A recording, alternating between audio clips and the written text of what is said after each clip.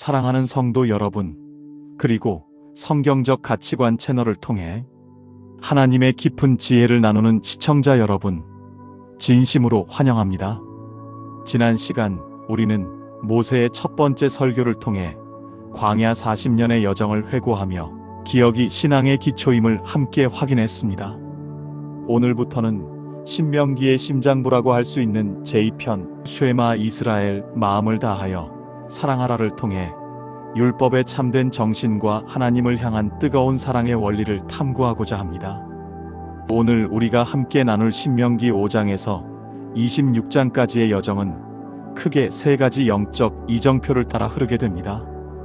우리는 먼저 시내산에서 선포되었던 언약이 어떻게 새로운 세대에게 재선언되는지 그 10계명의 영적 의미를 깊이 되새겨 볼 것입니다. 이어지는 대목에서는 신명기의 정수이자 모든 신앙 교육의 기초가 되는 쉐마의 원리를 살피며 우리 자녀들에게 무엇을 물려주어야 할지를 고찰하고, 마지막으로 이 모든 율법이 결코 차가운 규칙이 아니라 하나님을 향한 뜨거운 사랑의 표현이라는 그 내면의 가치를 함께 나누고자 합니다.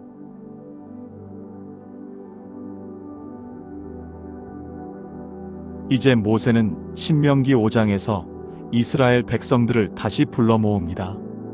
그리고 40년 전 그들의 부모 세대가 시내산 호렙산에서 받았던 위대한 10계명을 다시 선포하기 시작합니다. 그런데 여기서 모세는 오늘날 우리에게도 매우 큰 충격을 주는 놀라운 선언을 덧붙입니다. 이 언약은 여호와께서 우리 조상들과 세우신 것이 아니요 오늘 여기 살아있는 우리, 곧 우리와 세우신 것이라는 말씀입니다. 성도 여러분, 비록 40년 전에 시내산에서 불과 구름 가운데 임하셨던 하나님을 직접 목격한 이들은 부모 세대였지만 그 언약의 효력과 생명력은 오늘 여기 살아있는 자녀 세대에게 동일하게, 아니 더 생생하게 적용된다는 것입니다. 신앙은 박물관에 보관된 과거의 유산이 되어서는 안 됩니다. 부모님이 만난 하나님, 할아버지가 체험한 은혜에만 머물러 있는 신앙은 오늘을 이길 힘이 없습니다. 하나님은 지금 내가 대면하는 하나님이어야 하며, 말씀은 오늘 내 삶의 현장에서 살아 움직이는 토라가 되어야만 합니다. 모세가 다시 들려주는 10계명은 단순히 지키지 않으면 벌을 받는 도덕적 강령이 아닙니다. 그것은 이스라엘을 애굽의 종되었던 집에서 인도해내신 구원자 하나님의 자기소개이자 당신의 백성들이 세상과 구별되어 참된 평안을 누리길 바라는 사랑의 요청입니다. 나 외에 다른 신을 두지 말라는 제1계명부터 내 이웃의 것을 탐내지 말라는 제10계명까지 이 모든 말씀의 뿌리에는 내가 너희를 죽음에서 건져냈으니 이제 너희는 내 안에서 참된 자유를 누리라는 하나님의 간절한 음성이 흐르고 있습니다. 특히 안식일 계명을 보십시오. 출애굽기에서는 하나님의 창조 사역을 근거로 안식일을 명하셨지만 이곳 신명기 5장에서는 내가 애굽 땅에서 종이 되었더니 내 하나님 여호와가 강한 손과 편팔로 거기서 너를 인도하여 내었나니 라며 구원을 근거로 안식일을 지키라고 말씀하십니다.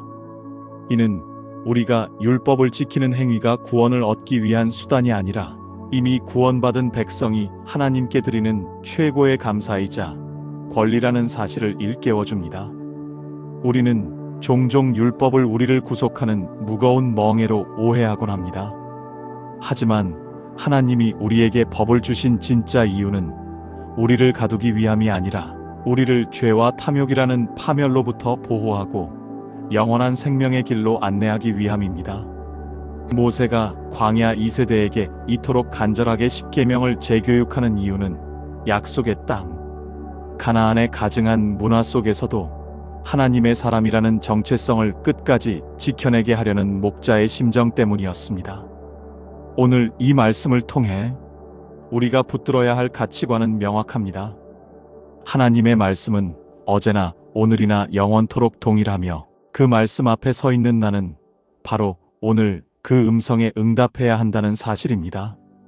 이어지는 다음 대목에서는 이 율법의 정신을 단 한 문장으로 응축한 성경 최고의 명령, 쉐마의 현장으로 깊이 들어가 그 속에 담긴 자녀 교육의 신비를 파헤쳐 보겠습니다. 10계명의 선포를 통해 하나님 나라 백성의 기본 법도를 세운 모세는 이제 신명기 전체의 결론이자 성경의 가장 위대한 선언이라 불리는 본질적인 명령으로 우리를 안내합니다. 그것이 바로 신명기 6장 4절에서 시작되는 쉐마입니다. 이스라엘아 들으라라는 뜻의 이 명령은 단순히 소리를 들으라는 수동적인 의미가 아닙니다. 하나님의 말씀을 경청하고 그 말씀에 전 존재로 반응하며 순종하라는 강력한 행동의 촉구입니다. 이 쉐마의 첫 문장은 우리 신앙의 대상이 누구인지를 명확히 규정합니다. 우리 하나님 여호와는 오직 유일한 여호와이시니, 이것은 다신론적인 세상의 가치관 속에서 오직 여호와만이 참된 통치자이심을 선포하는 유일신 신앙의 선언입니다. 그리고 이 선언은 곧바로 우리 인간이 마땅히 드려야 할 반응으로 이어집니다. 그것이 바로 우리가 잘 아는 신명기 6장 5절의 말씀입니다. 너는 마음을 다하고 뜻을 다하고 힘을 다하여 내 하나님 여호와를 사랑하라. 여기서 아하브, 즉 사랑하라는 명령에 주목해 보십시오. 하나님께서는 우리에게 무조건적인 복종이나 맹목적인 두려움을 요구하지 않으십니다. 하나님이 진정으로 원하시는 것은 우리와의 인격적인 사랑의 관계입니다. 마음을 다한다는 것은 우리의 내면과 의지를 드리는 것이요, 뜻을 다한다는 것은 우리의 생명과 감정을 드리는 것이며, 힘을 다한다는 것은 우리가 가진 모든 자원과 영향력을 쏟아붓는 것을 의미합니다.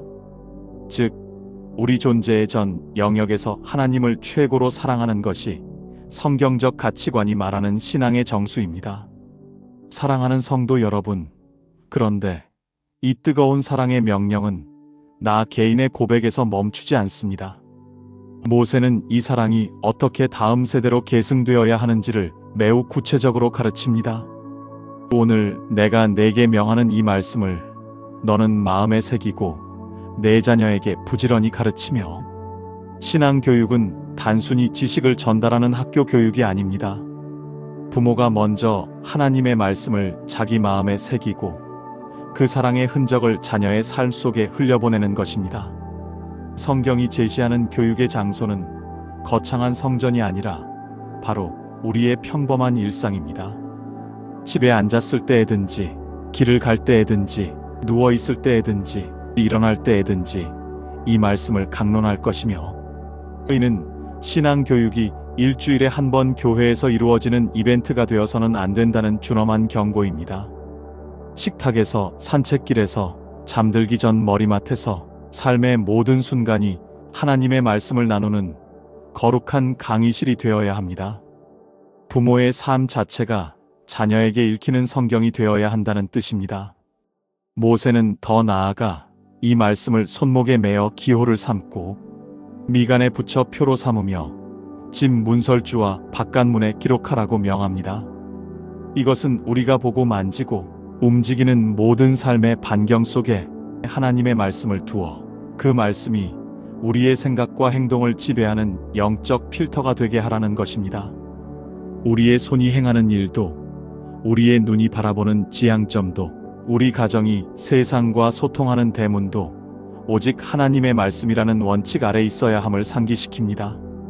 오늘날 우리는 자녀들에게 성공의 비결과 세상의 지혜를 가르치는 데는 온 힘을 쏟으면서도 정작 생명의 근원인 쉐마를 가르치는 데는 소홀하지 않았는지 돌아보아야 합니다.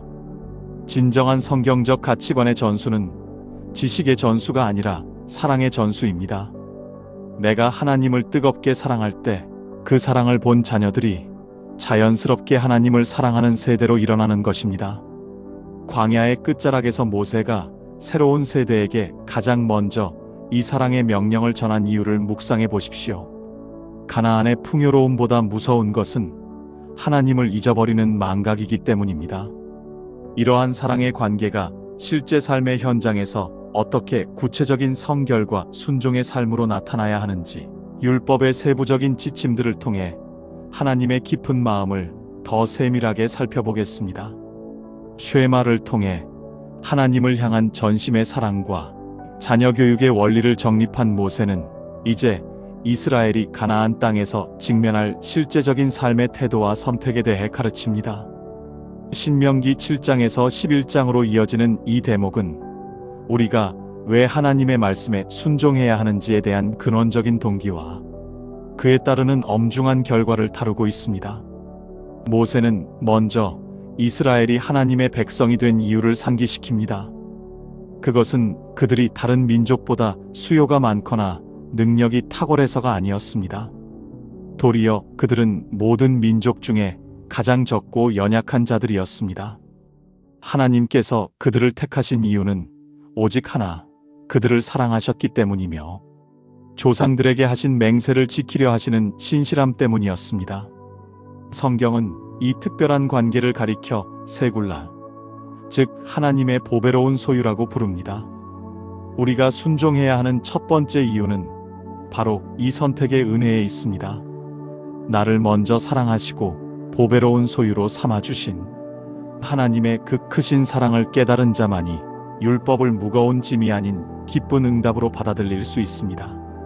성도 여러분, 오늘날 우리가 세상의 가치관을 거부하고 말씀의 길을 걷는 것은 구원을 얻기 위한 몸부림이 아니라 이미 받은 분에 넘치는 사랑에 대한 마땅한 반응이어야 합니다. 그러나 모세는 이 은혜 뒤에 숨겨진 무서운 유혹에 대해 경고합니다. 그것은 바로 번영의 유혹입니다. 신명기 8장에서 모세는 이스라엘이 가나안의 풍요를 누릴 때 배부르고 아름다운 집을 짓고 소와 양이 번성할 때 내 능력과 내 손의 힘으로 내가 이 재물을 얻었다고 말하며 하나님을 잊어버릴까봐 두렵다고 고백합니다. 이것이 바로 인본주의가 싹트는 지점입니다.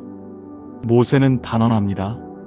사람이 떡으로만 사는 것이 아니요 여호와의 입에서 나오는 모든 말씀으로 사는 줄을 내가 알게 하려 하심이니라. 광야의 만나 훈련은 단순히 배고픔을 해결하는 수단이 아니라 우리의 생존이 전적으로 하나님의 입에서 나오는 미츠바, 즉 계명과 말씀에 달려 있음을 각인시키는 과정이었습니다. 풍요로움 속에서 하나님을 잊는 것은 광야에서 굶주리는 것보다 더 처참한 영적 파멸임을 우리는 반드시 기억해야 합니다. 그렇기에 하나님은 우리에게 외적인 종교 형식보다 더 깊은 변화를 요구하십니다. 신명기 10장 16절에서 모세는 그러므로 너희는 마음에 할례를 행하고 다시는 목을 곧게 하지 말라고 명합니다. 외적인 할례인 밀라보다 더 중요한 것은 마음의 가죽을 베어내는 마음의 할례입니다. 우리의 완고함과 교만을 잘라내고 하나님의 말씀이 우리 심장의 가장 깊은 곳까지 침투하게 하는 것, 그것이 율법의 참된 완성입니다. 마지막으로 모세는 이스라엘 앞에 축복과 저주라는 두 가지 갈림길을 제시합니다. 순종하면 복이요, 불순종하면 저주라는 이 단순하고도 엄중한 원리는 결코 변하지 않는 영적 법칙입니다. 하나님은 우리 앞에 생명과 사망을 두셨습니다. 그리고 우리가 생명을 선택하여 우리와 우리 자손이 살기를 원하십니다. 사랑하는 성도 여러분, 성경적 가치관의 핵심은 선택에 있습니다. 세상의 안락과 하나님의 말씀 사이에서, 내 힘과 하나님의 능력 사이에서 우리는 날마다 선택해야 합니다. 그 선택의 기준은 오직 하나, 우리를 세굴라로 삼아주신 하나님의 신실하신 사랑이어야 합니다. 이러한 영적 원리가 우리 삶의 세부적인 영역, 즉 제사와 절기, 그리고 이웃과의 관계 속에서 어떻게 구체적인 성결의 삶으로 구현되어야 하는지 정리하며 이번 신명기 2편의 여정을 마무리하겠습니다. 이제 우리는 신명기 2편의 마지막 여정이자 하나님의 말씀이 우리 삶의 가장 구체적인 영역인 경제, 사회, 재판, 그리고 예배의 현장에서 어떻게 구현되어야 하는지를 보여주는 법도들을 마주하게 됩니다. 신명기 12장에서 26장까지 이어지는 이 방대한 규례들은 결코 우리를 올가매는 사슬이 아닙니다. 이것은 하나님의 백성이 이방 민족의 가증한 풍습에 물들지 않고 어떻게 하면 세상 속에서 카도시, 즉 거룩한 백성으로서의 품격을 유지하며 살 수 있는지를 알려주는 사랑의 가이드라인입니다. 모세는 먼저 예배의 순수성을 강조합니다. 가나안 사람들은 산 위에서나 나무 아래에서 자기들의 편의대로 제사를 드렸으나 이스라엘은 오직 여호와께서 자기 이름을 두시려고 택하신 그곳에서만 예배해야 했습니다. 이는 예배의 주도권이 인간의 기분이나 장소에 있는 것이 아니라 오직 하나님의 말씀에 있음을 선포하는 것입니다. 우리의 예배가 내 만족을 위한 퍼포먼스가 아니라 하나님 중심의 미슈 파트, 즉 공의로운 법도 위에 세워져야 함을 의미합니다. 또한 모세는 이스라엘의 절기들에 대해 다시금 가르칩니다. 유월절, 칠칠절, 초막절로 이어지는 이 절기들의 공통점은 기억과 기쁨입니다. 노예였던 신분에서 건져내신 은혜를 기억하고 땅의 소산을 주신 하나님 앞에서 소외된 자들과 함께 즐거워하는 것입니다. 성경적 가치관이 흐르는 공동체는 나 혼자 배부른 곳이 아닙니다. 레위인과 객과 고아와 과부가 함께 식탁에 둘러앉아 하나님의 선하심을 노래하는 곳입니다. 나눔이 없는 제사는 하나님이 받지 않으시는 종교적 행위에 불과하기 때문입니다. 더 나아가 모세는 사회적 정의와 약자 보호에 대해 매우 세밀한 지침을 내립니다. 재판할 때는 뇌물을 받지 말고 외모로 사람을 취하지 말며 오직 정의만을 따르라고 명합니다. 특히 빚진 자를 면제해주는 안식년 규례와 종을 자유롭게 해주는 법은 오늘날의 무한 경쟁 사회가 도저히 흉내낼 수 없는 하나님의 긍휼의 경제학을 보여줍니다. 가난한 형제가 손을 벌릴 때 마음을 완악하게 하지 말고 쓸 것을 넉넉히 꾸어주라는 명령은 우리가 가진 모든 소유가 결국 하나님의 것이라는 청지기 신앙에서 비롯됩니다. 우리가 행하는 정의, 즉 체데크는 단순히 법을 잘 지키는 수준을 넘어 약자의 눈물을 닦아주시는 하나님의 성품을 닮아가는 과정입니다. 타작마당에서 곡식을 다 거두지 말고 가난한 자들을 위해 남겨두라는 규례는 효율성을 최고의 가치로 치는 세상의 방식과는 정반대되는 거룩한 낭비입니다. 하나님께서는 이러한 순종을 통해 이스라엘이 세상의 빛이 되길 원하셨습니다. 신명기 2편의 이 긴 설교를 통해 우리가 도달해야 할 결론은 명확합니다. 율법의 모든 조항은 결국 하나의 뿌리에서 나옵니다. 그것은 바로 하나님을 사랑하고 그 사랑으로 이웃을 내 몸과 같이 돌보는 것입니다. 쉐마의 고백이 입술에만 머물지 않고 우리의 손목과 미간을 지나 우리 삶의 현장에서 정직한 저울추로 약자를 향한 따뜻한 손길로 나타날 때 비로소 율법은 완성됩니다. 광야를 지나 약속의 땅으로 들어가는 이스라엘에게 가장 필요한 것은 강력한 무기가 아니라 하나님의 말씀을 심장에 새긴 순결한 믿음이었습니다. 오늘 우리도 마찬가지입니다. 우리를 세굴라, 즉 보배로운 소유로 삼아주신 하나님의 그 크신 사랑을 신뢰하며 오늘 내게 주어진 삶의 자리에서 말씀의 법도를 지켜 행할 때 우리는 비로소 세상을 변화시키는 거룩한 하나님의 군대로 일어설 수 있을 것입니다. 사랑과 진리의 근원이신 하나님 아버지, 오늘 신명기 제2편 강해를 통해 하나님의 법도가 우리를 억압하는 굴레가 아니라 우리를 참된 자유로 인도하는 사랑의 통로임을 깨닫게 하시니 감사합니다. 이스라엘아 들으라 하신 그 쇠마의 음성이 오늘 이 시간 우리의 심령 깊숙한 곳에 울려 퍼지게 하옵소서. 우리가 단순히 귀로 듣는 자에 머물지 않고 마음을 다하고 뜻을 다하고 힘을 다하여 하나님을 사랑하는 순종의 자리에 서게 하옵소서. 우리 자녀들에게 이 거룩한 가치관을 부지런히 가르치게 하시며 우리의 일상이 하나님의 말씀이 흐르는 거룩한 성소가 되게 하옵소서. 세상의 번영과 유혹 앞에서 내 힘으로 이 재물을 얻었다고 교만하지 않게 하시고 모든 것이 주께로부터 왔음을 고백하는 청지기의 삶을 살게 하옵소서. 우리 주변의 고아와 과부, 나그네와 같은 약자들을 향해 하나님의 심장으로 손을 펴게 하시며 우리의 정직함과 거룩함을 통해 세상이 살아계신 하나님을 보게 하옵소서. 남겨진 신명기의 여정 가운데서도 성령의 조명하심으로 우리를 인도하여 주실 줄 믿사오며 우리의 영원한 구원자 되시는 예수 그리스도의 이름으로 간절히 기도드립니다. 아멘. 성도 여러분, 신명기 제2편의 긴 여정을 끝까지 함께 해주셔서 진심으로 감사드립니다. 오늘 나눈 이 사랑의 명령이 여러분의 심령에 깊이 새겨지셨나요? 이 영상이 여러분의 신앙을 바로 세우는데 작은 이정표가 되었다면 구독과 좋아요로 이 거룩한 말씀 사역에 동참해 주십시오. 이제 이어지는 신명기 시리즈의 대미 제3편에서는 모세의 장엄한 고별 설교, 그 마지막 피날레와 함께 생명과 사망의 갈림길에서 우리가 선택해야 할 영원한 축복의 길을 깊이 있게 다루겠습니다. 끝까지 이 은혜의 여정에 완주해 주시길 바랍니다. 주님 안에서 늘 평안하고 승리하십시오. 감사합니다.